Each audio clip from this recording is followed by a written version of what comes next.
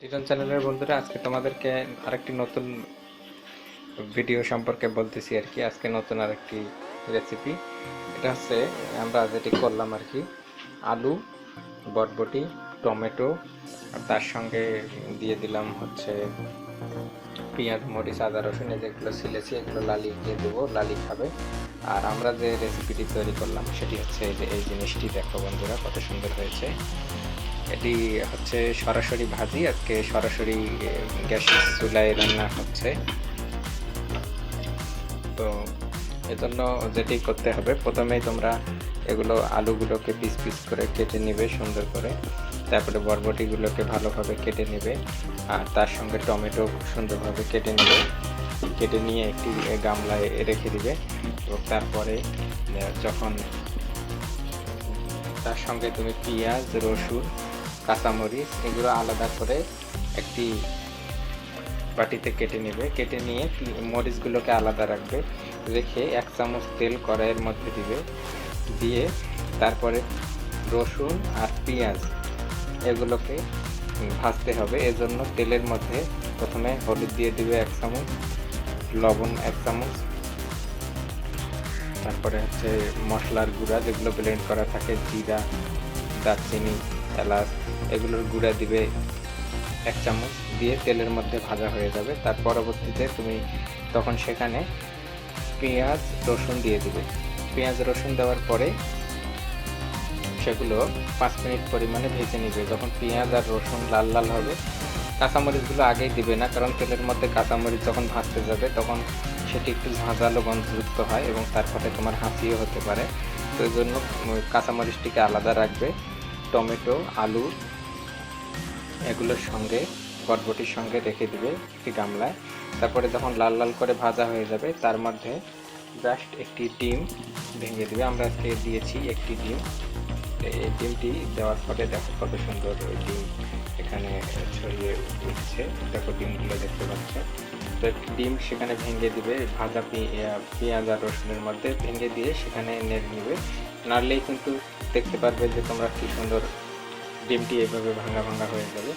তারপরে যখন এটি ভাঙা হয়ে যাবে, তার মধ্যে তোমরা একদম যেগুলো সবজি কোটা ছিল সবজিগুলো ঢেলে দিবে।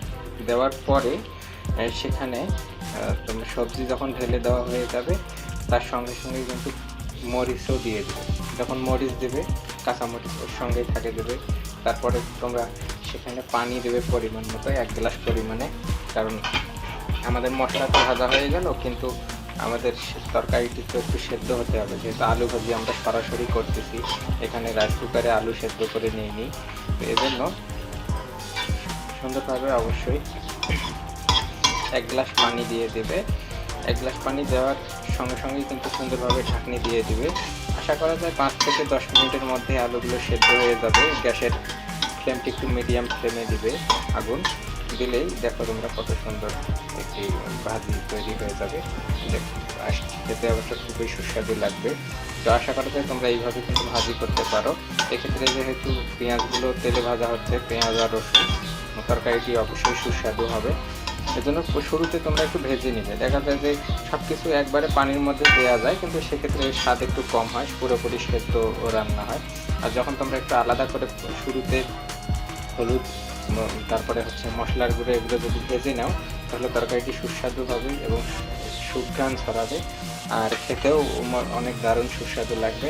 আর দেখো বন্ধুরা, আমাদের রাইস কুকারে ভাত হয়ে গেছে।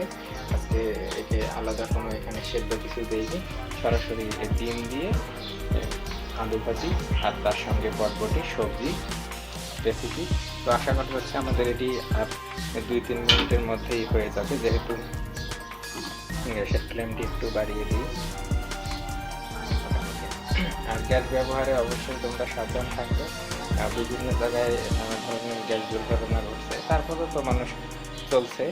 তো এজন্য যে সকল নিয়মাবলী অনুসারে গ্যাসের চুলা ব্যবহার করতে হয়, অবশ্যই তোমরা সেগুলো ইউটিউবে অন্যান্য চ্যানেল থেকে দেখে নেবে। আমি দেখি মাঝে মাঝে, তো চেষ্টা করি সেইভাবে একটু সতর্ক থাকার জন্য। তাতেই যেভাবে কাজ চালানো যাচ্ছে করতেছি আর কি।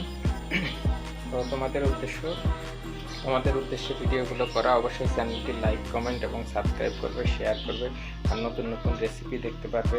সাথে আমার পেট হিরন চ্যানেলের বিভিন্ন মুরগি এবং ছাগল বন্ধুদের সঙ্গে দেখা হয়। আর লালির ভিডিও দিয়েছি, এই যে আমাদের তরকারি খোসা যেগুলো বেঁচে যায় এগুলো কিন্তু অবশ্যই এগুলো লালি খেয়ে নেবে। তো আমি খুব দ্রুত সময়ে তোমাদেরকে বর্ণনা করে দিলাম যে আমার আজকে সরাসরি আগুনে রান্না হচ্ছে, আলাদা করে সেদ্ধ করব না। এটি হচ্ছে ডিম, আলু, বরবটি, ডিম দিয়ে সবজি ভাজি আর কি। এটি তোমরা রান্না করে অল্প সময়ের জন্য খেতে পারো। তো আমাদের ভিডিওটি দেখার জন্য, আমাদের সঙ্গে থাকার জন্য তোমাদেরকে অসংখ্য ধন্যবাদ।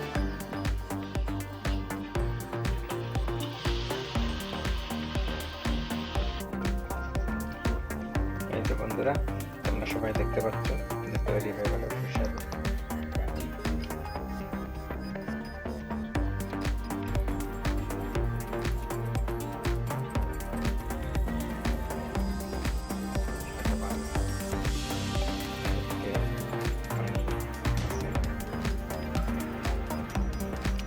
সুন্দর কালার চলে এসেছে এবং সুগন্ধ চলে এসেছে। তোমরা আশা করি এইভাবে ভাজি করে দিলে খেতে পারবে।